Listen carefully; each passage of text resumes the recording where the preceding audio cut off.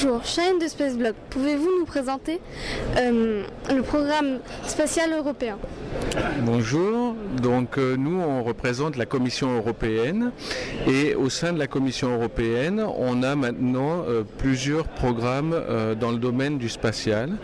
On a un gros programme de navigation par satellite qui s'appelle Galileo, qui est l'équivalent de ce que vous connaissez peut-être le GPS américain et qui donne un service de navigation global.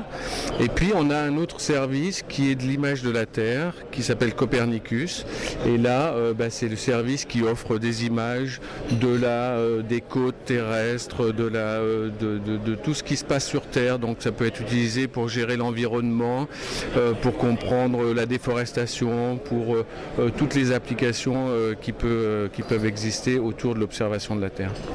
D'accord. Qu'attendez-vous de la Toulouse Space Show? Alors Toulouse Space Show, c'est l'opportunité de présenter ce que l'Europe, avec l'argent des citoyens européens, en fait, finance. Donc c'est expliquer les programmes qu'on développe, expliquer comment ils peuvent être utiles pour le citoyen, mais aussi expliquer les opportunités que nos programmes offrent à toutes les sociétés européennes, toulousaines en l'occurrence. Il y a un gros pôle spatial à Toulouse, et donc c'est une opportunité idéale pour que ces SMEs, ces plus grosses compagnies puissent voir comment ils peuvent s'intégrer dans les financements qu'on offre sur ces gros programmes. C'est des financements de l'ordre de plusieurs milliards, donc évidemment pour toutes ces sociétés c'est une opportunité, des prises de contact, et nous on essaye de faciliter ça, de leur indiquer comment accéder à nos programmes et comment participer. D'accord. Le futur du spatial se joue pendant ces 3 jours. Comment imaginez-vous ce futur? Le futur du spatial, c'est une vaste question.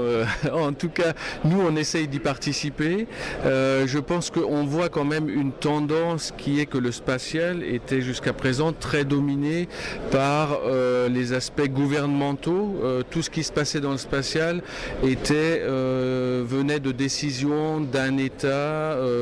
Et on voit une tendance forte, notamment aux États-Unis, pour que maintenant le spatial soit aussi une affaire de sociétés privées, de capitaux privés, et donc c'est tout le dynamisme des petites SMI, des startups, des pôles de compétences qui va servir à développer cette opportunité et faire aller le spatial vers des choses probablement moins chères, avec plus d'accès, plus de solutions. Donc c'est probablement la grosse tendance actuellement, je dirais, qu'on voit se développer.